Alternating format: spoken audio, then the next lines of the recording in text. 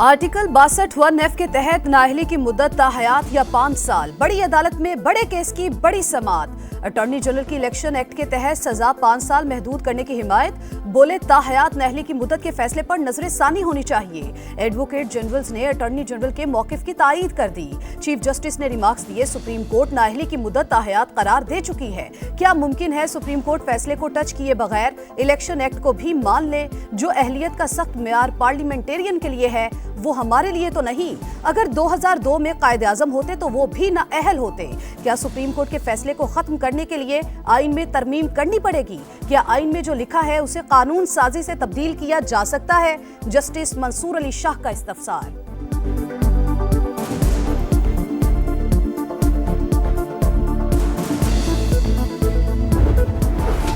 इंतखाबी मैदान में खिलाड़ियों को बल्ला मिलेगा या नहीं? पीटीआई के इंतखाबी निशान की बहाली के खिलाफ इलेक्शन कमीशन की दरखास्त पर पेशावर हाई कोर्ट के सिंगल बेंच ने फैसला महफूज कर लिया। एक हाई कोर्ट कैसे पूरे मुल्क के मामलात पर असरअंदाज हो सकती है? इलेक्शन कमीशन को सुने बगैर हुक्म इम्तना जारी किया गया। इलेक्शन कमीशन खुद मुख्तार इदारा है, वकील के दलाइल। 8 फरवरी को आम इंतखाबात यकीनी बनाने के लिए सुप्रीम कोर्ट का एक और बड़ा फैसला। कोहाट में रिटर्निंग ऑफिसर की मुअत्तली के खिलाफ इलेक्शन कमीशन की अपील मंजूर। पेशावर हाईकोर्ट का फैसला कलअदम करार। चीफ जस्टिस ने रिमार्क्स दिए, ऐसे हथकंडे इस्तेमाल हो रहे हैं कि इलेक्शन ही ना हो। क्यों न ऐसी दरखास्तें दायर करने वालों पर मिसाली जुर्माना आयद किया जाए। अदालती फैसले के बाद PK 91 कोहाट का इंतखाबी शेड्यूल तब्दील। कागजात की जांच पड़ताल 5 जनवरी तक होगी। अपीलें 9 जनवरी तक दायर हो सकेंगी। इंतखाबात की सिक्योरिटी का जायजा लेने के लिए इलेक्शन कमीशन में अहम इजलास।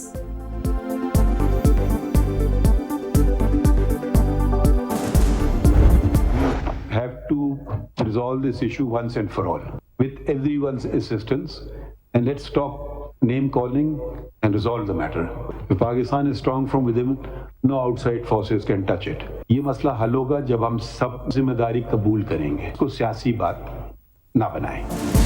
लापता अफराद का मसला तमाम इदारों के ताउन से हमेशा के लिए हल करेंगे। लापता अफराद से मुतालिक बिल गायब होने का मतलब है बड़ी साजिश हुई।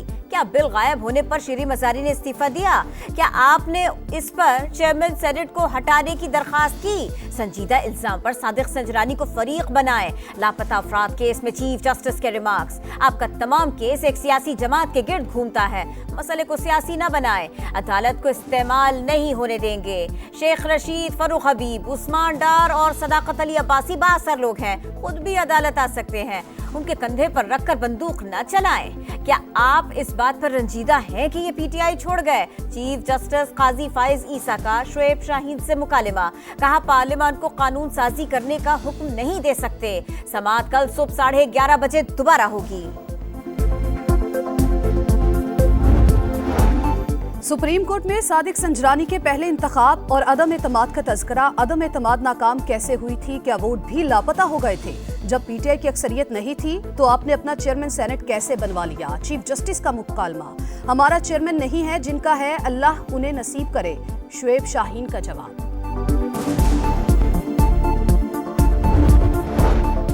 कागजात नामजदगी मुस्तरद होने के खिलाफ अपीलों का दूसरा दिन। उम्मीदवार कल तक अपील दायर कर सकेंगे। इलेक्शन ट्रिब्यूनल 11 जनवरी तक फैसले सुनाएंगे। NA 56 और 57 से शेख रशीद की अपीलें समाअत के लिए मंजूर। रिटर्निंग ऑफिसर को नोटिस जारी। 4 जनवरी को रिकॉर्ड समेत तलब।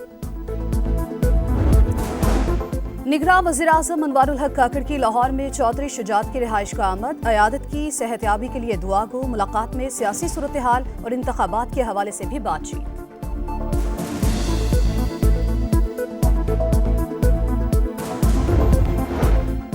पीपल्स पार्टी की इंतखाबी सरगर्मियों में तेजी। बिलावल भुट्टो का आज लाहौर जाने का प्रोग्राम।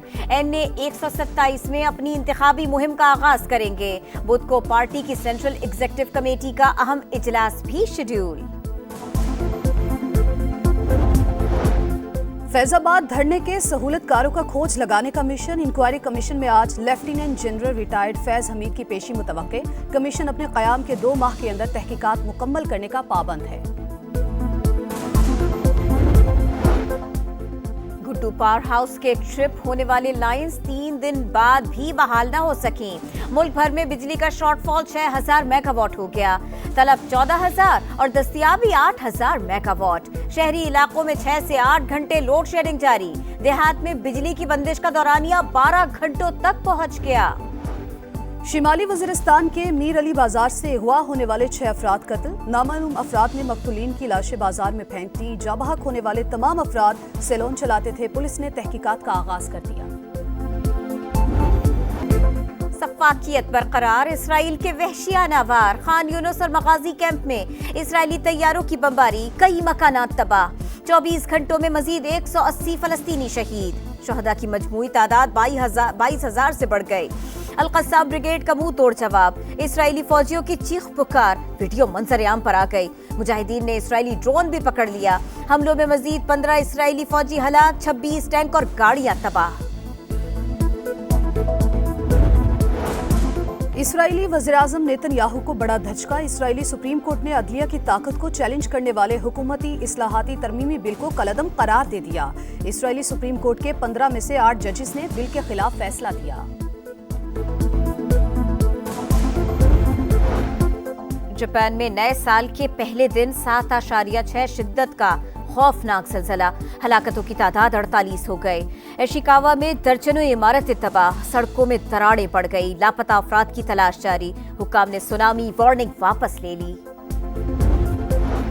मुल्क के बेशतर हिस्सों में सर्दी की लहर। बलाई इलाकों में मौसम इंतहाई सर्द। स्कर्दू में पारा -9 डिग्री तक गिर गया। गिलगित गोब्स -6, कलाम, अस्तोर, कलात में कम से कम दर्जा हरारत -5 रिकॉर्ड। कराची में मौसम खुश्क, सर्द हवाओं का राज।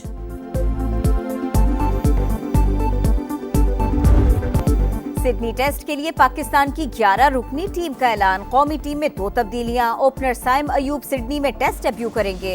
इमामुल हक तीसरे टेस्ट से ड्रॉप। शाहीन अफरीदी की जगह स्पिनर साजिद खान मैच खेलेंगे। अब्दुल्ला शफीक, बाबर आजम, सऊद शकील, मोहम्मद रिजवान बरकरार। सलमान आगा, हसन अली, मीर हमजा और आमिर जमाल भी टीम का हिस्सा। पिंक टेस्ट में व्हाइट वॉश का खतरा। सिडनी टेस्ट गुलाबी रंगों में रंग गया। मैच के लिए शाहीनों की भरपूर तैयारियां। बैटिंग, बॉलिंग और फील्डिंग की मशकें। पाकिस्तान और ऑस्ट्रेलिया के दरमियान तीसरा टेस्ट कल से शुरू होगा। कप्तान शान मसूद प्रेस कॉन्फ्रेंस में बोले, बाबर आजम टीम के अहम खिलाड़ी हैं। उम्मीद है वो सिडनी में बड़ी इनिंग्स खेलेंगे।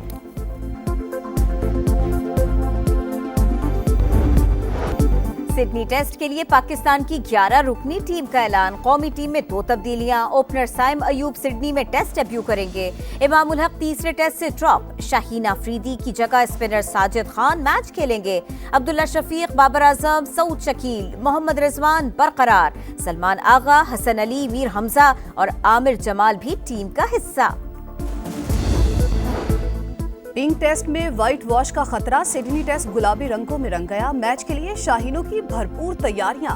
बैटिंग, बॉलिंग और फील्डिंग की मशकें। पाकिस्तान और ऑस्ट्रेलिया के दरमियान तीसरा टेस्ट कल से शुरू होगा। कप्तान शान मसूद प्रेस कॉन्फ्रेंस में बोले, बाबर आजम टीम के अहम खिलाड़ी हैं। उम्मीद है वो सिडनी में बड़ी इनिंग्स खेलेंगे।